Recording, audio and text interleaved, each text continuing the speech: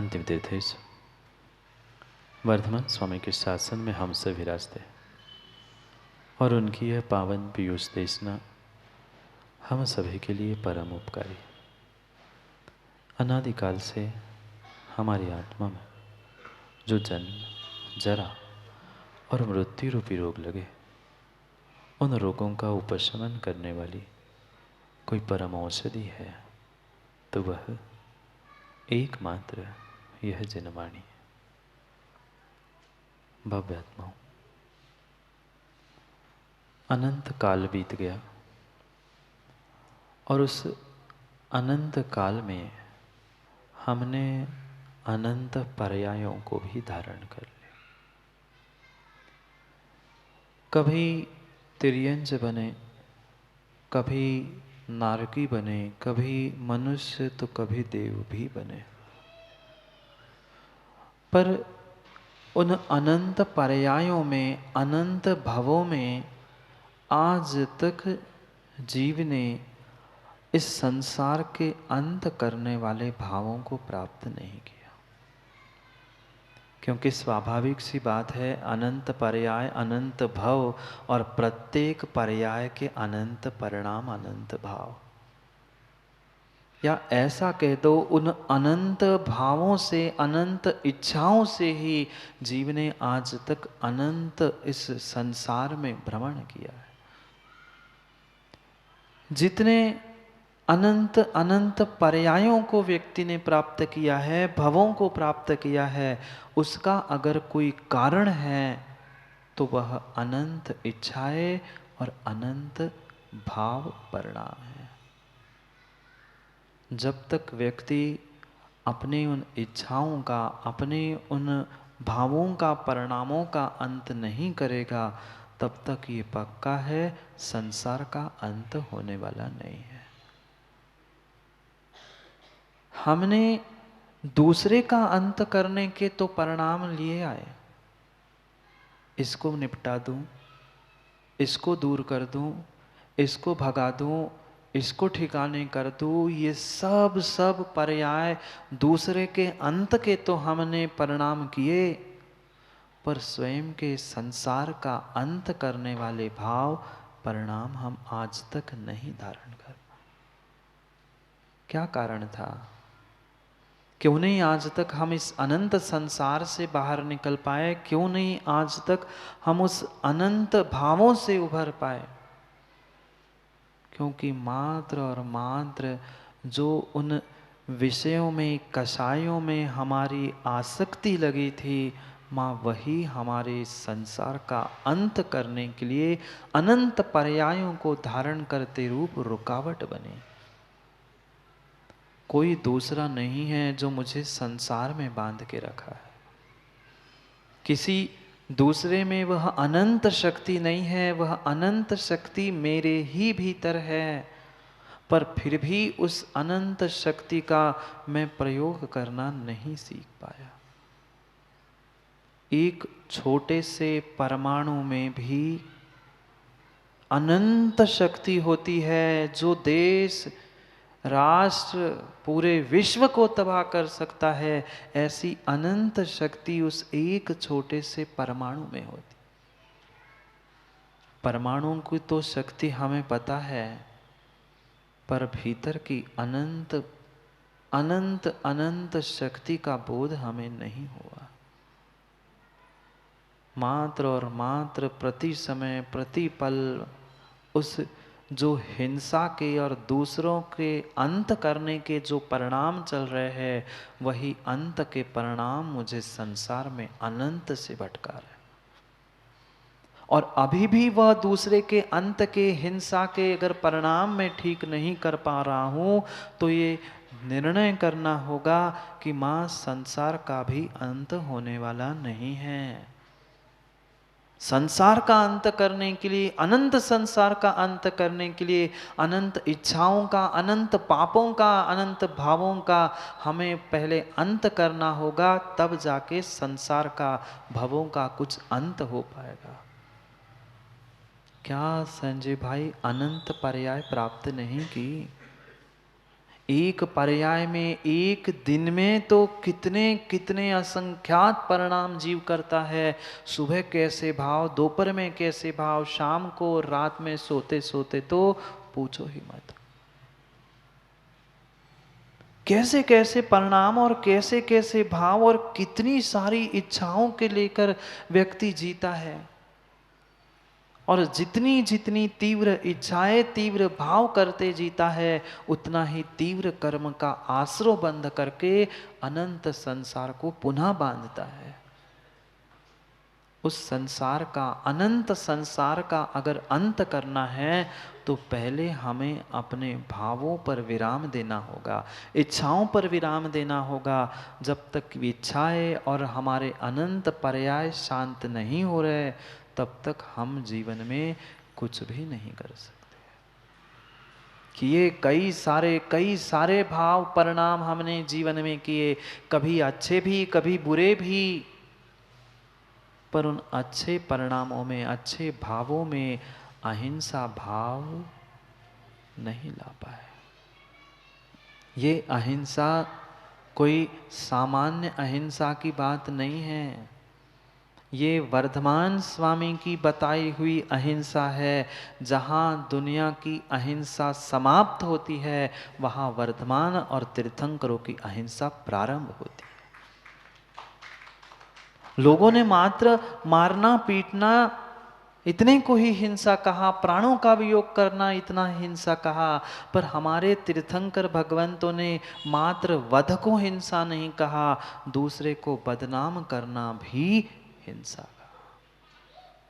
माँ, बदनाम तो हम करते ही नहीं ना, किसी की निंदा तो हम बिल्कुल मुख से निकालते ही नहीं।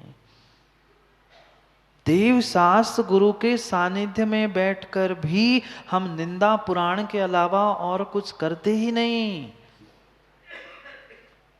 पहुंचे थे तीर्थंकर प्रभु के पादमूल में, गुरु के पादमूल में, मेरे संसार का अंत हो जाए, जन्म जरा मृत्यु निवारणाय, अष्टकर्म दहनाय, सब कुछ पढ़ लिया, पर इधर चढ़ाते चढ़ाते उनकी बहन ने का कर लो, उते का भव हो गो कल्याण। अगर निंदा पुराण वह नहीं छूट रहा है, दूसरों को बदनाम करना नहीं छोड़ रहे हैं, तो तुम्हारे भाव अहिंसा के हो ही नहीं सकते। बहुत बहुत सूक्ष्म अहिंसा का वर्णन हमारे आगम ग्रंथों में पूर्वाचार्यों ने तीर्थंकर के वाणी से प्राप्त करके कहा है। नहीं प्राप्त कर पाया जीव, नहीं प्राप्त कर पाया जीव आज तक उस अहिंसा के परिणामों को, और वही कारण है जिस कारण से वह अनंत संसार में घूम रहा है। वे बचे हुए भी 4 व्रत अगर कही है, वे 11 व्रत भी कहे हैं, तो मात्र और मात्र उस अहिंसा की रक्षा के लिए है, हिंसा से बचने के लिए है। एक बार युवाओं, एक बार उस मैथुन पाप का सेवन करने में 9 कोटि जीवों की हिंसा होती है। उस हिंसा से बचने के लिए वह ब्रह्मचर्य अणुव्रत कहा। जो परिग्रह हम जोड़े जा रहे हैं, लादे जा रहे हैं, इकट्ठा करे जा रहे हैं, एक चवन्नी अठन्नी कमाने में, क्यों विनोद गड़ेकर अध्यक्ष जी, पाप नहीं लगता ना? एक चवन्नी अठन्नी, कल बता रहे थे संजीव भाई, कितनी मेहनत करके कमाया, फिर पैसा तो मेहनत करके कमाया, पर पैसे के साथ जो थोड़ा बहुत पाप भी कमाया, उसका कभी याद किया? उसकी कभी याद की? नहीं की। वह परिग्रह जोड़ते जोड़ते हमने पाप भी इकट्ठा किया, और वो भी हिंसा रूप। करेंगे एक एक व्रतों की, पर आज पहले उस हिंसा का ही निर्णय कर ले। जहां दुनिया की वह हिंसा अहिंसा समाप्त होती है, वहां से तीर्थंकर भगवान की अहिंसा प्रारंभ हो रही है। इतना सूक्ष्म कथन उस अहिंसा का आचार्य भगवंत करते। प्रत्येक व्रत के पीछे मात्र और मात्र उस अहिंसा व्रत की रक्षा का ही उद्देश्य है। चोरी कर ली, किसी का धन हड़प लिया, किसी की कुछ सामग्री उठा के रख ली, माना कि वह वस्तु उस व्यक्ति के लिए बहुत इष्ट थी, और जैसे ही वह इष्ट वस्तु उससे दूर हो गई, उसका हार्ट फेल हो गया। अब आपने तो बहुत सामान्य सी छोटी सी वस्तु उठाई थी, कोई लाख करोड़ की नहीं थी, पर फिर भी उसके प्राण उसमें ही अटके थे, तो तुमने तो उसके प्राण ले लिए, हिंसा कर दी। इसलिए चोरी से बचने की बात की, कुशील से बचने की बात की। झूठ बोलते बोलते तो क्या बताए। मां, झूठ जानते हैं आप लोग? झूठ जानते हैं आप लोग?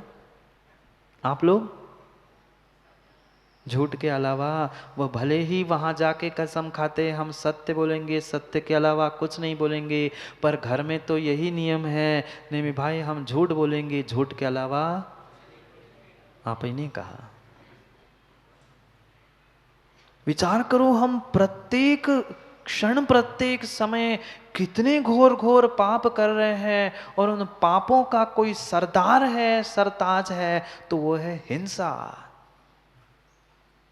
एक क्षण भी ऐसा वर्तमान में आप शायद ही व्यतीत करते होंगे जब हिंसा से विमुख हो, अहिंसा रूप परिणाम हो। बहुत गहरे सिद्धांत उस अहिंसा और हिंसा के साथ समझने की आवश्यकता है।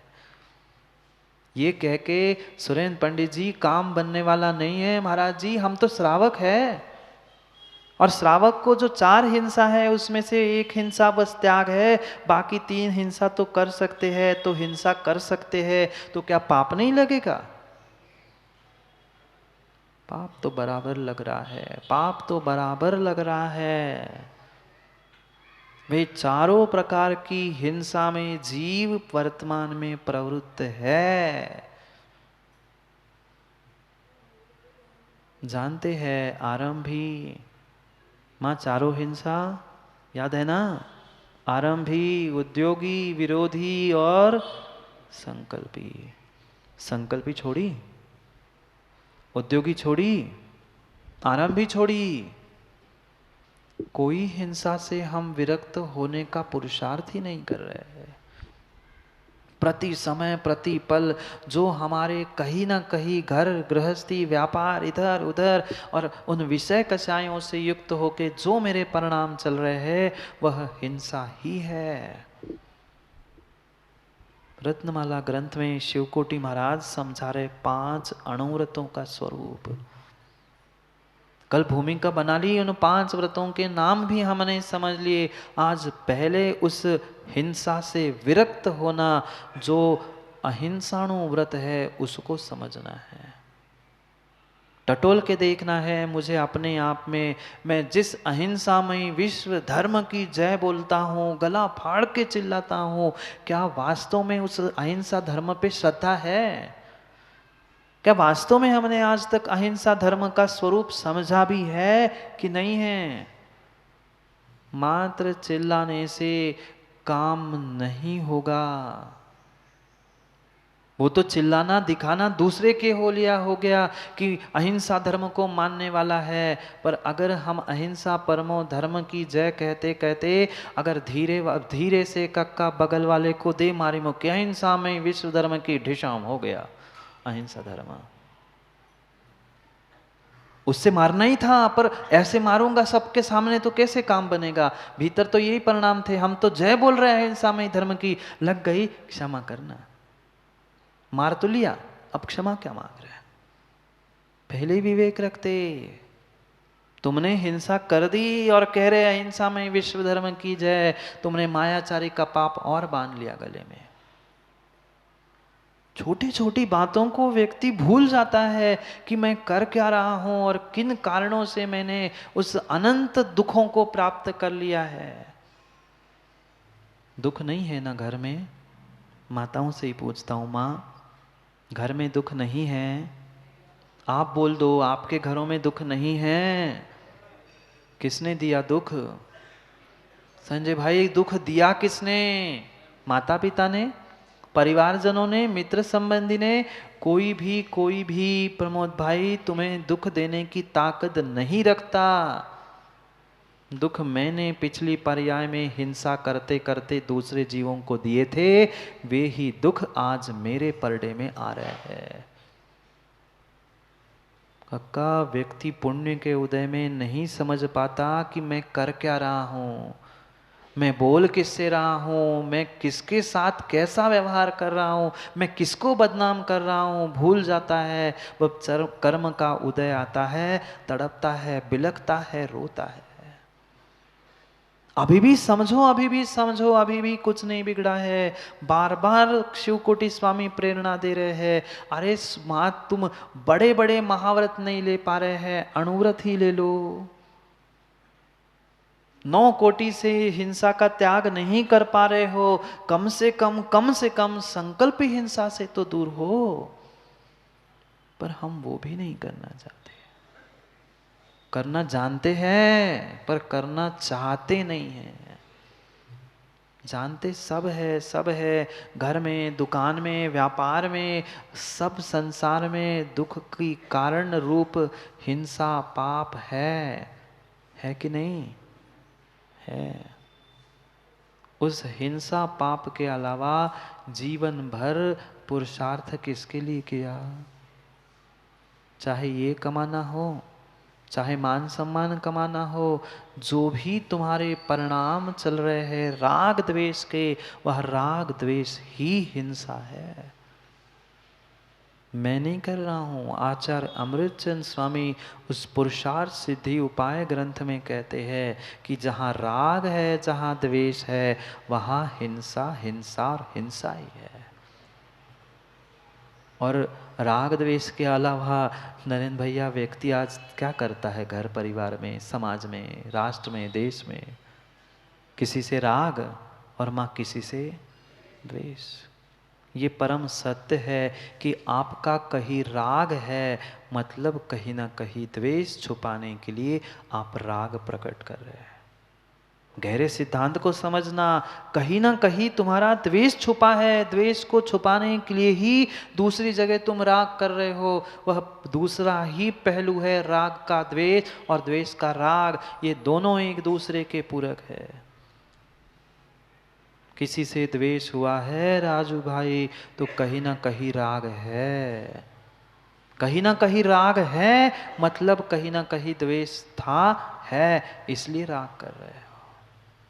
ये राग द्वेष कसाय विषय यही तो पाप है। और है क्या पाप और है क्या हिंसा? भले ही माँ किसी को भी तलवार लेके किसी को मारने के लिए नहीं पहुँचते हो, पर घर में कितने साले उस शिकारी जैसे जाल बिछा के रखते हो।